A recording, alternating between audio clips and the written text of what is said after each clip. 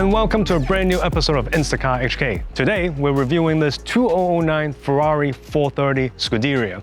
Now, long-term followers of my Instagram account should know that the F430 always has a special place in my heart because not only was it my first ever Ferrari, it is also one of my favorite model out of the V8 lineup.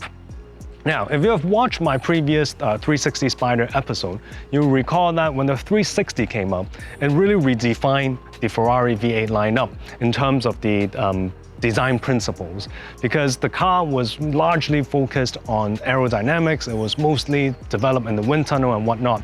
However, the engine in the 360 could actually trace its roots back to the 308. It had the same block, but of course it was a lot more enhanced with more power, 5 valves per cylinder, etc.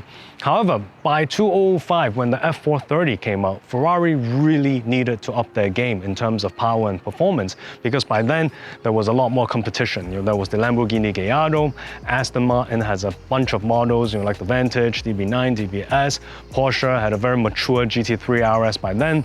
So in 2005, when the F430 came out, Ferrari introduced a brand new engine, being the F136 engine. Also V8, but they went back to 4 valves per cylinder, and in the ordinary F30, it pumped out about 490 horsepower. The car we have here today is, of course, the lightweight, hardcore, track-focused version, being the Scuderia. Now, all of you would know about the 360 Challenge Stradale that came before it, but the 360 Challenge Stradale was actually not the first lightweight V8 model that Ferrari came out with. That actually went to the 348 GT Competizione, but the GT Competizione, a lightweight track-focused 348, was very limited. They only made 50 units worldwide, 8 of which was right-hand drive, and 2 of those right-hand drive actually resides in Hong Kong, which is quite amazing. Ferrari skipped the lightweight road-going version for the 355 and started right at the 360. So by the time the F430 came out, everyone was expecting the lightweight version, which became this Scuderia. The Scuderia is 100 kg lighter than the ordinary F430. They did that with the extensive use of carbon fiber and also taking out unnecessary materials like the sound deadening materials, for example. The engine is largely the same as the ordinary F430, still with the F136 engine, but with more carbon bits. And power has been upped to about 510 horsepower. So there's about a 20 horsepower increase. Like the F430, this car also has the new at the time technology, the eDiff, the electronic slip differential, and the Manettino that comes with it. The Manettino being the button that you see in all modern Ferrari steering wheels today, which allows you to pick the different settings.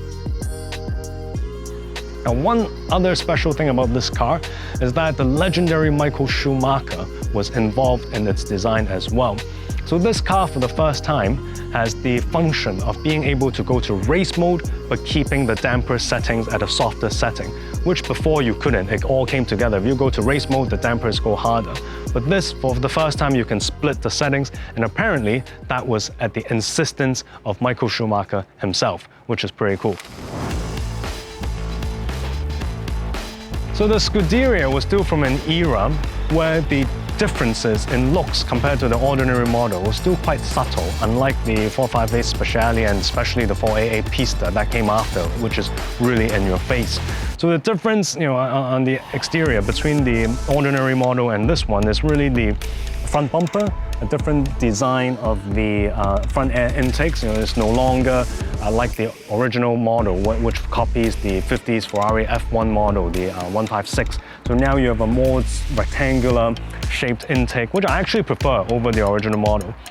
Different wheels, carbon brakes obviously comes as standard. Unlike the Challenge Stradale, the rear view mirrors is actually exactly the same as the original F430, but it is now in carbon fiber. The rear has a bigger rear diffuser and the exhaust come up a different way. But again, it's quite subtle. So unless you're a car enthusiast or a Ferrari enthusiast, you can't really tell immediately that this is the more hardcore, lightweight, and more expensive version.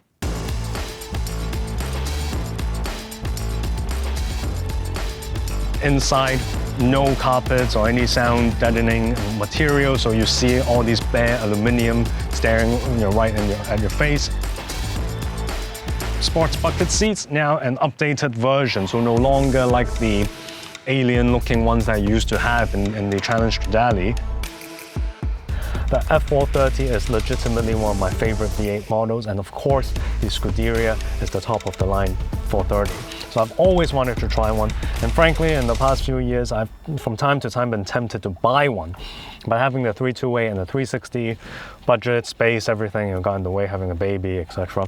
So I'm very excited to finally get to try it. And hopping in, immediately it feels familiar, with the, because of the F430 I used to have, the F1 fuel pump turning on when you open the door, the smell. However, at the same time, it also feels very different immediately. The doors with the carbon panels, the whole bareness of the car, and the seats, you sit a lot lower. My X430, I already had the sports bucket seats, but these Scuderia seats are even lower and thinner. So immediately this car, the ambience, the environment already feels like it means more business. So let's not talk further and start. So you start as an F1 on the brake pedal, engine start button. I haven't used one of those for a long time. I'm gonna put it in sport just to be safe. It's not my car. I'll put it into F1 mode. Let's go. Now, I say the 430 and the Scuderia shares the same engine. It looks very similar. Well, of course, the two cars are very different, and not just by the weight. The setting of the Scuderia in terms of the engine mapping, the differential settings, everything is different. The suspension setting. This has what Ferrari calls the F1 Superfast 2 generation of the F1 gearbox, and it is also the ultimate single clutch Ferrari F1 transmission, because of course after this one Ferrari also went to the dual clutch system. So once we get some clear roads, I'm really looking forward to trying out, aside from just the performance, but also the transmission performance of the Scuderia, because I heard it is lightning quick and also very aggressive, so it feels very mechanical and raw, especially compared to the dual clutch transmissions of today. The ride, so far so good. You expect it to be bumpier than the original F430, but it's so far so good. At least with the first kilometer or two, it doesn't feel uncomfortable.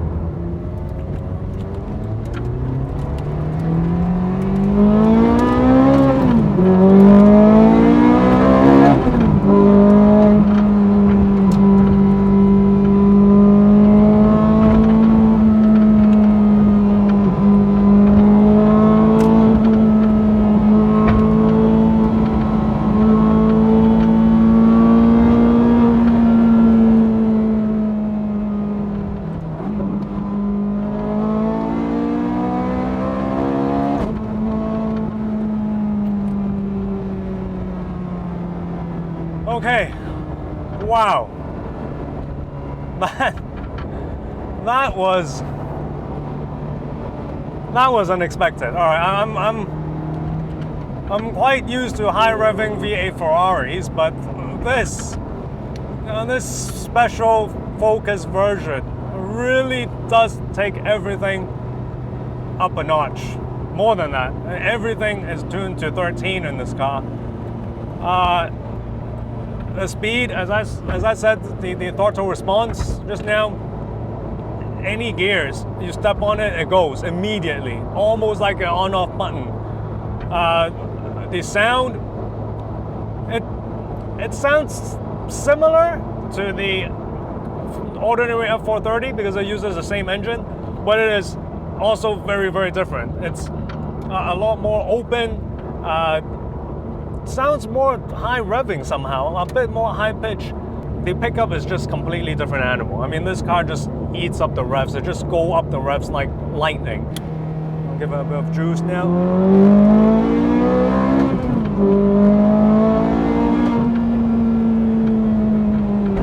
The brakes are very good, these carbon brakes. The gearbox, quick, but also dramatic. And that is a very good balance to have, because as I always say on my channel, I think the dual clutches of these days are too digital. There's not much drama when you step on it. It's just, you don't even have to lift off the gas. You just go, like it's like playing a PlayStation. But this one is very quick. It's super quick. So the name Super Fast 2, although it sounds kind of lame at first, but after driving it, you understand why they just named it Super Fast, because it's just super fast.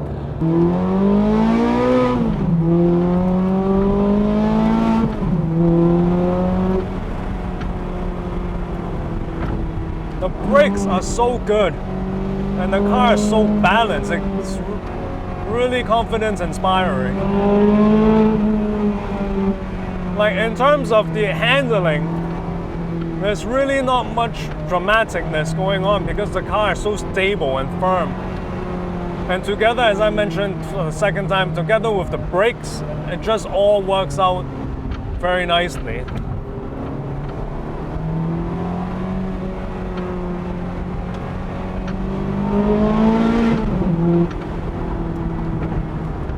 The whole car, the feeling it gives is just all the sensation it provides.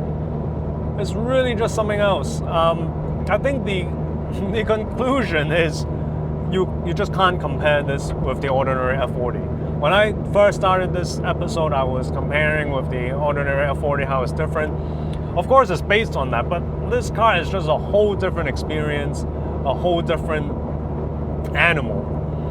So I get why people paid a premium for it when it was new, and why they're still paying a premium for it now. But generally, back to the 430, why I love it so much, be it the ordinary F40 or the Scuderia, is that because it's modern enough, that is very capable with the e-diff, and it sounds very modern. It has a modern engine sound. I mean, the engine and exhaust note of the 430 is definitely its forte. So those, all the modernness, but it still has the rawness that classic lovers like ourselves like. It doesn't feel digital. It has its inconvenience. Even with an F1 gearbox, you have to lift off, you have to drive it like a manual with your right foot, as I mentioned in my 360 Spider manual versus F1 video. So it has all those inconveniences, which gives it character of an older car, of a raw car, but it has the performance and aroma of a modern supercar. And that is why I always say the 430, in terms of driving, certainly, in terms of driving, has always been my favorite V8, because I've tried the newer V8s before. I tried a 488 before, and it's quick, it's very capable, but it just doesn't have that, it's just not as theatrical as 430s are. And today, after trying this Scuderia, I've been taken to a whole different level of my 430 experience, because it is just something else. So I hope you enjoyed this video. If you did, please give us a like and please subscribe. Please also remember to click the bell button next to the subscribe button so you know when our next video is coming soon, which will be soon. And I want to thank the owner of this beautiful mint 430 Scuderia for giving us the opportunity to try it. There's a bucket list item for sure. And thank you. I'll catch you soon. Goodbye.